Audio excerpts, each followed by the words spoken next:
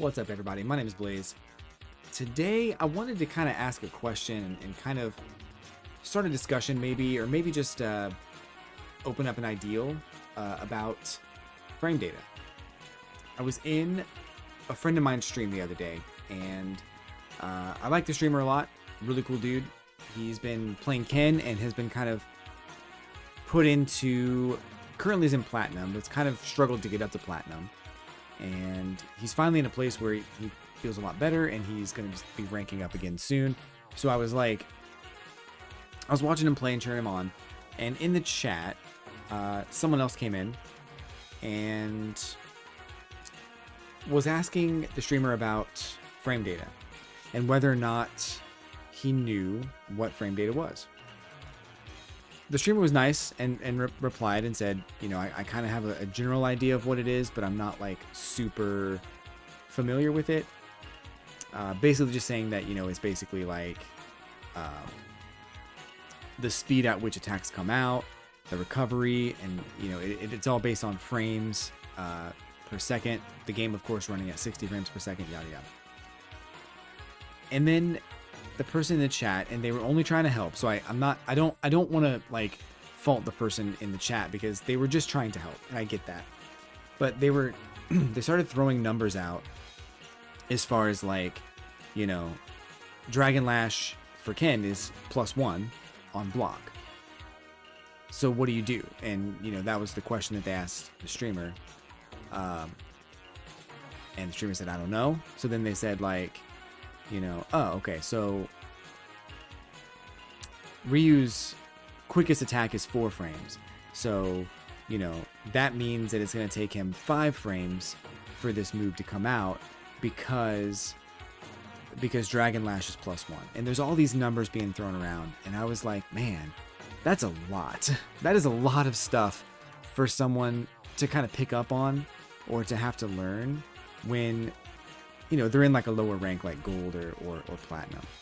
And it just kind of made me wonder, what is an appropriate rank to learn frame data? And I don't know if I know the answer, because, you know, what you guys think might be an appropriate rank may not be the same answer as what I give.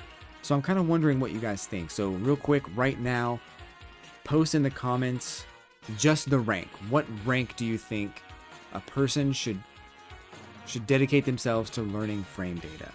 And in a few seconds, I'll talk about my opinion on that, and then you can reply to your own comment and then rebuttal me or agree with me or whatever you want to say. But yeah, I don't think it's platinum. I don't think it's gold. I think there's a lot of things that you're trying to learn in gold and platinum that it's just not something that's entirely necessary, because 100% guaranteed your opponent is not thinking about frame data, so you don't even need to worry about it, right? There's no like, you know, knowledge race there. There's no knowledge race, so you don't have to worry about whether or not your opponent knows more than you, because you probably have the same amount of information in platinum. I was thinking about maybe diamond. And I'm going to talk about a Reddit post that I came across a few weeks ago that kind of laid out everything that diamond players, master players, and I think platinum players do as well. I want to read through some of that because there's very astute observations in that that might help you draw a better conclusion. But, you know, diamond players, I got to diamond, and, you know, I'm in diamond 4 now, which is great. I just got there. And I'm feeling confident about my skill level, but I'll be honest with you, I know very little about frame data. I know that Dragon Lash is plus. I know that the fastest attack in the game is a jab, and it comes out in 4 frames. I know the startup frames for DI and the active frames for DI. So I know a little bit, but I don't know everything, and I don't even think I need to know everything to get into Master. I still think at this level it's more about like matchup knowledge and player tendency knowledge and understanding what the players are going to do with the character that they're using. So I would say probably not even diamond. My final thought on that would be that you probably don't have to learn frame data until you're in Masters. Now, I will say, if you know it sooner, it's only going to help you.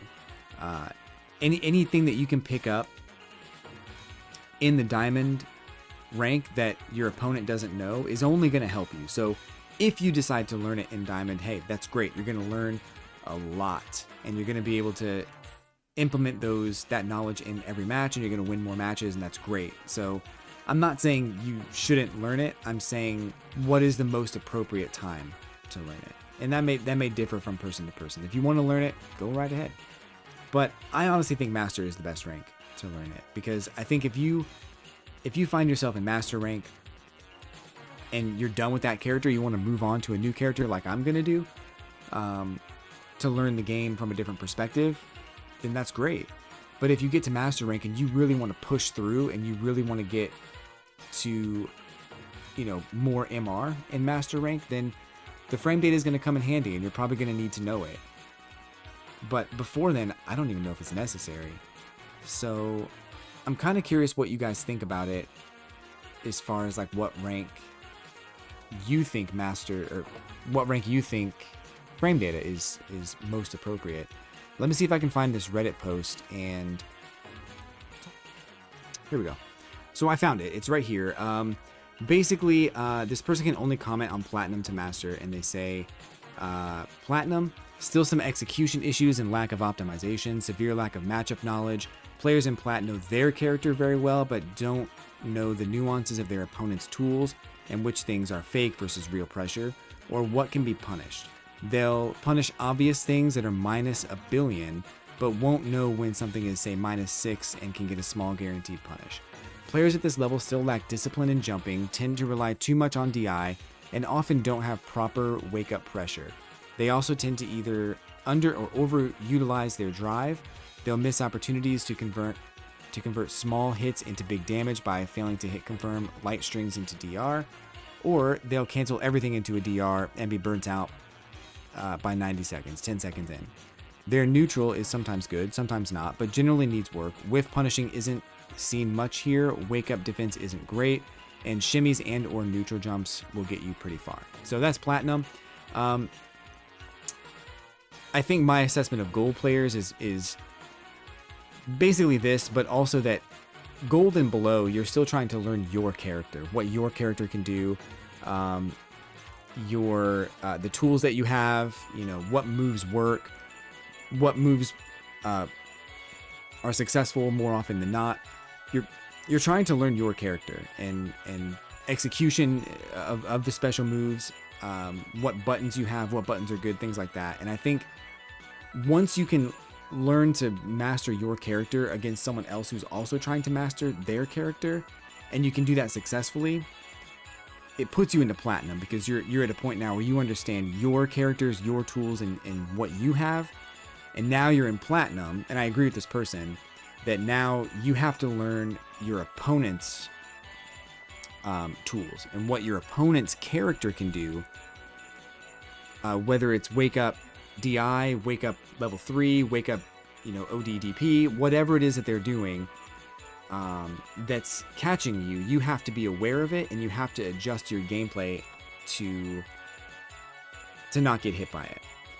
As you move up through Platinum, you start to learn player tendencies, and you start to learn what other players are doing. And once you can capitalize on, I know, like for example, I know Zangief has a level 3 right now.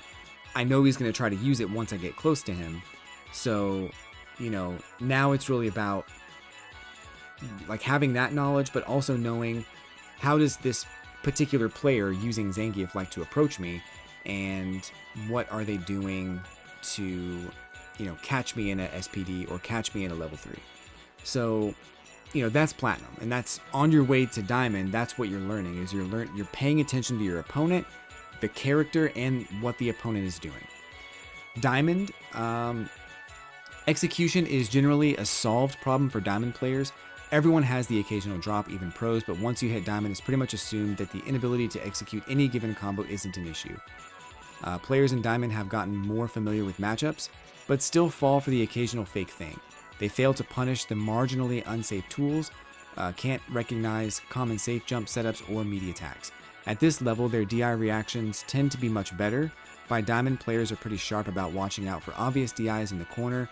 At Diamond, players are also better at using the parry mechanic in general, but can sometimes rely on it too heavily and predictably, and become throw bait. Their wake-up pressure is often real, but not varied, so it can be a bit predictable once you've seen what they want to do. Players in Diamond can be pretty consistent about delayed teching as a skill, which is a throw tech that you can learn from other videos that are out there. It's very important. It's basically like tech every throw, but not every throw, which can be good or bad depending on how much they rely on it. Diamond players will start to bait wake-up techs, so be careful. They are better at drive optimization, but sometimes still fail to recognize when they can convert for larger combos in the clutch. At Diamond, you get a mix of players with different skill sets, solid balanced players who are slowly moving up, players with very good offense and combos but terrible defense and neutral, players with cautious defense and neutral but who are overly passive and safe, and one-trick ponies who know one really annoying thing that is hard to deal with, but once you answer it, they've got nothing and won't rematch you. This is such an astute observation about Diamond players. I think I fall in this category 100%. I think I'm very solid with combos. When I'm ready to do a combo, I get in on it and I'm ready and I go. And I think there's just a lot of really accurate things that were said in this post. So yeah, I just don't think that using frame data at either of these three ranks that we've covered so far, gold, diamond, or platinum, is necessary, but it will help you if you know it. And I think the people that have destroyed me in ranked are the people that most likely already have a couple of master ranked characters and they're just kind of going through with a new character, which is totally fine. Or they're people who know the frame data and they know how to get in and do the safe moves, and they get me with a lot of lows, and that's really how I lose games, is I get hit by low attacks. But I don't think frame data is a huge deal at this level. I'll cover Master here real quick. This person said a lot about Master rank, but Master execution and drive use are much more disciplined here. At Master, everyone knows their character fairly well and knows their opponent somewhat well. There are still things they are learning, and at higher MMRs, that's solved, though I cannot comment much on what happens at 1600 plus. Those -6 moves that weren't getting punished before, that's not happening in Master. If you do something unsafe, you'll get a response. Weaknesses here can be in a lack of flexibility. You may have developed a playstyle that worked very well to get you to Master, but what happens when you face an opponent who understands what you're doing and knows how to defend against it or adjust? It's no longer a question of being solid, it's a question of being able to adapt and playing different styles of solid when one style isn't working. Whiff punishing becomes more prevalent here. Drive rushes will also be checked far more often, so you can't initiate full screen without cover. Distractions or frame advantage. Neutral becomes much better with backwards and forwards movement to bait actions at bad spacing, and more discipline about jumping only at times when their mental stack is overloaded or at spacings where their anti-airs are awkward. You also start seeing empty jumps to bait anti-airs or offensive options like empty jump lows. You also start to see more staggered pressure where people are playing their inputs rather than doing them as fast as possible. They're delaying their inputs rather than doing them as fast as possible on block strings in order to bait out and counter hit the opponent waiting to take back their turn and getting impatient. Defense becomes more advanced with things like backdashes in the corner on wake up or micro walks backwards out of the tick throw. Setups to get punish counter started. People will still have weaknesses here, but they're harder to find and exploit. People might still have bad anti-air reactions or poor DI responses, or maybe they whiff too many buttons in neutral or jump too much, but in general they are actively aware of those things and try to adapt on the fly. Once you're in Master, the game is more about who can adapt to the other player's playstyle faster and then adapt again to those adaptations. It's such a good commentary on the different ranks, and I find that when I'm in a match in Diamond right now against somebody that's just washing me, if I change even the slightest thing, if I just change one thing, it throws them off, and I generally end up winning the round, or at least the game, at least the round, sometimes the game. It's kind of wild, but yeah, I just kind of wanted to know what you guys thought about it and kind of go over these different descriptions of what players are learning and what they're doing in different ranks. And let me know in the comments what you found about the different ranks and what you found to be true. And of course, let me know what you think about frame data and when is the appropriate time to learn it. I'm kind of curious what you think. But anyway, thank you guys for watching. I hope you enjoyed this kind of video. I'd love to do more just like it.